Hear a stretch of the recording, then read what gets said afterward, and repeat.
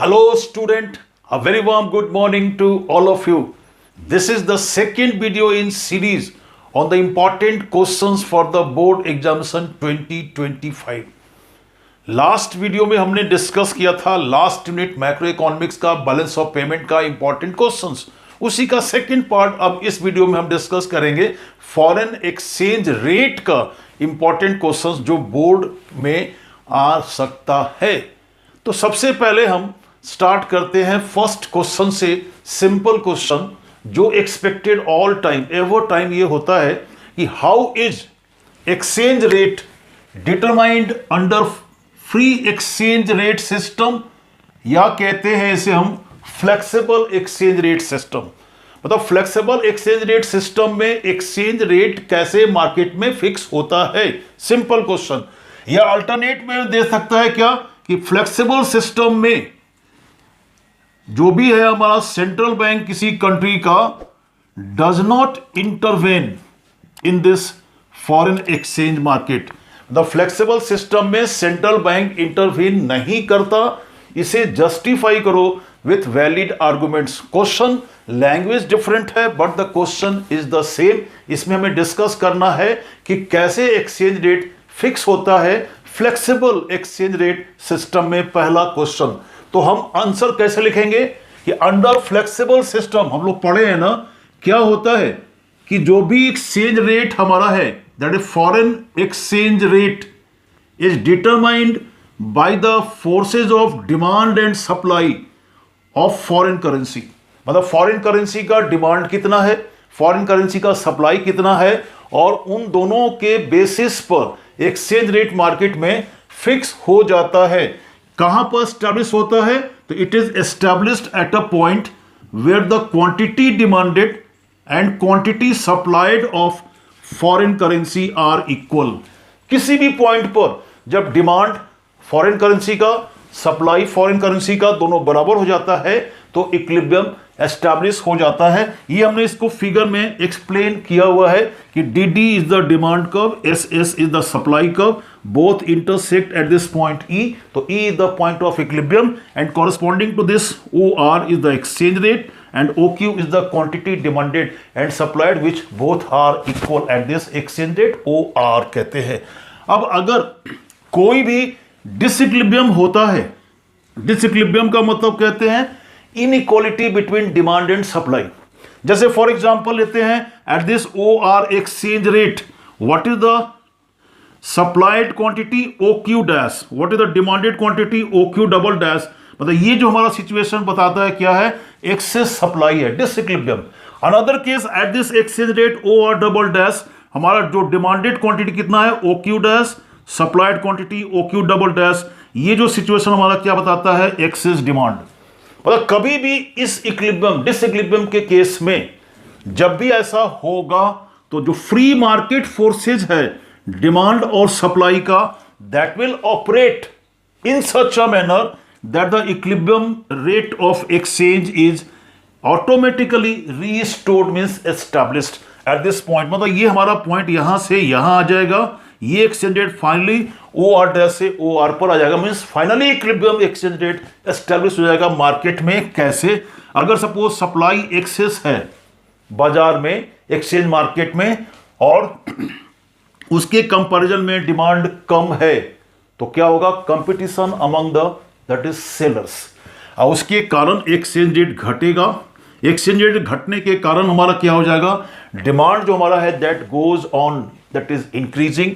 ये डिमांड यहां था, ये बढ़ना शुरू हो जाएगा, सप्लाई घटना शुरू हो जाएगा और अल्टीमेटली इक्विलिब्रियम जो एस्टैब्लिश हो जाएगा एट पॉइंट ई। सिमिलरली जब एक्सेस डिमांड का सिचुएशन होगा, मतलब डिमांड जब ज्यादा होगा सप्लाई से at this exchange rate that is OR double dash, तो क्या हो जाएगा, एक्सेस डिमांड के कारण क्या होगा कि there would be a competition among the purchasers. Purchasers आपस में कंपीट करेगा और प्राइस क्या होगा, बढ़ा देगा।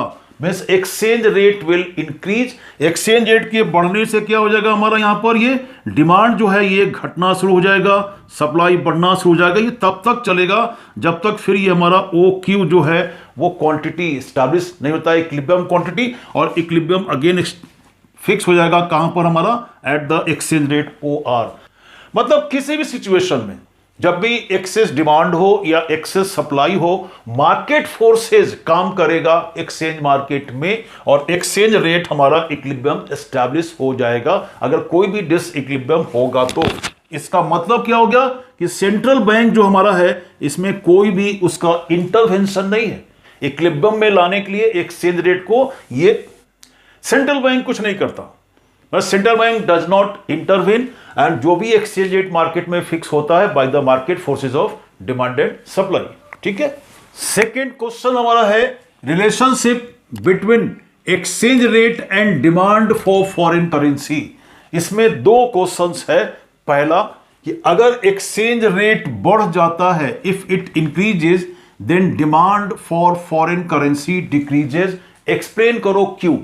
और दूसरा क्वेश्चन क्या है हमारा कि अगर एक्सचेंज रेट घट जाता है, if it decreases then its demand that increases, explain why. मतलब एक्सचेंज रेट के बढ़ने से डिमांड घट जाता है, क्यों, एक्सप्लेन करो। एक्सचेंज रेट के घटने से डिमांड फॉर फॉरेन एक्सचेंज बढ़ जाता है, क्यों। दोनों के आंसर्स वन बाय वन हम यहां पर डिस्कस करेंगे। तो फर्स्ट क्वेश्चन का ये आंसर हमारा है कि एक्सचेंज रेट अगर बढ़ जाता है तो फॉरेन करेंसी का डिमांड एक्सचेंज मार्केट में घट जाता है, क्यों। तो तीन कारण है, द वेरियस रीजंस आर। पहला, एक्सचेंज रेट के बढ़ने से क्या हो गया हमारा, फॉरेन करेंसी जो हमारा हो गया वो महंगा हो गया एक्सचेंज मार्केट में। इसका मीनिंग क्या हो गया कि वी हैव टू पे more for goods worth 1 unit of foreign currency. अगर फॉरेन करेंसी का अगर 1 यूनिट में जितना गुड्स हम पहले परचेज करते थे, सेम क्वांटिटी गुड्स का अब लेने के लिए हमें ज्यादा पेमेंट करना होगा in terms of foreign currency. इसका मतलब फॉरेन गुड्स जो हो गया वो महंगा हो गया डोमेस्टिक मार्केट में, हमारे मार्केट, उनके मार्केट में नहीं। और जब ये डोमेस्टिक मार्केट में महंगा हो गया तो डिमांड जो होगा फॉरेन गुड्स का वो घटेगा, डोमेस्टिक मार्केट में घट जाएगा। और घटने के कारण हमारा क्या हो जाएगा, इंपोर्ट्स घटेगा, मतलब परचेज घटेगा और demand for foreign currency that would decrease, ये घटेगा। ये है पहला कारण, मतलब फोकस ऑन इंपोर्ट्स। सेकंड हमारा रीजन क्या हमारा है कि रेट ऑफ रिटर्न जो भी है इन्वेस्टमेंट्स पर, जो फॉरेन स्टॉक्स में हम इन्वेस्टमेंट करेंगे उस पर रिटर्न जो होगा इन्वेस्टमेंट्स का वो रेट घट जाएगा और घटने के कारण इन्वेस्टमेंट्स का अमाउंट घटेगा और डिमांड जो होगा फॉरेन करेंसी का वो भी घटेगा। थर्ड हमारा है क्या कि कोई कुछ ट्रेडर्स ट्रेडिंग करते हैं फॉरेन करेंसी का for speculative motive, means for making short term gains. तो वैसे ट्रेडर्स जब भी एक्सचेंज रेट बढ़ जाएगा तो फॉरेन करेंसी महंगा हो गया तो परचेज जो होगा वो हमारा that would decrease by the traders. Traders अब कम परचेज करेगा तो डिमांड फॉरेन करेंसी का घट जाएगा। These are the three reasons. अब आते हैं सेकेंड क्वेश्चंस पर कि अगर एक्सचेंज रेट घट जाता है तो डिमांड जो है फॉरेन करेंसी का बढ़ जाता है। पहला कारण, एक्सचेंज रेट के घटने से क्या हो गया, फॉरेन करेंसी सस्ता हो गया। सस्ता हो गया मतलब वी हैव टू पे less now for the goods worth 1 unit of foreign currency. 1 unit foreign currency का जितना सामान हम पहले परचेज करते थे उतना ही सामान परचेज करने के लिए अब हमें कम पेमेंट करना है।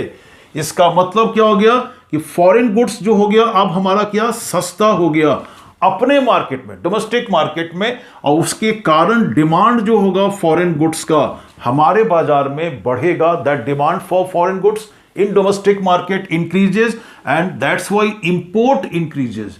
और इंपोर्ट के बढ़ने से क्या हो गया, हमारा डिमांड जो होगा फॉरेन करेंसी का बढ़ेगा। पहला कारण, ठीक है।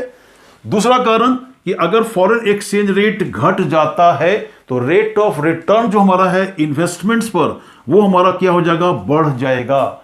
और रेट ऑफ रिटर्न इन्वेस्टमेंट पे बढ़ने से क्या हो जाएगा, अमाउंट ऑफ इन्वेस्टमेंट जो है वो इंक्रीज करेगा।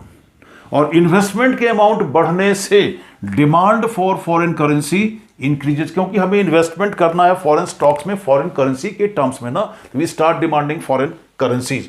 थर्ड हमारा क्या है कि जो भी ट्रेडर्स है जो परचेज करता है फॉरेन करेंसी और सेल करता है for making short term gains, that is called as speculative motive, ये परचेज जो होगा वो बढ़ जाएगा क्योंकि एक्सचेंज रेट घट गया, फॉरेन करेंसी सस्ता हो गया, और क्या हो जाएगा, इसके कारण डिमांड फॉरेन करेंसी का बढ़ जाएगा। तो ये 3 कारण है कि एक्सचेंज रेट जब घट जाता है तो इसका डिमांड क्यों बढ़ जाता है।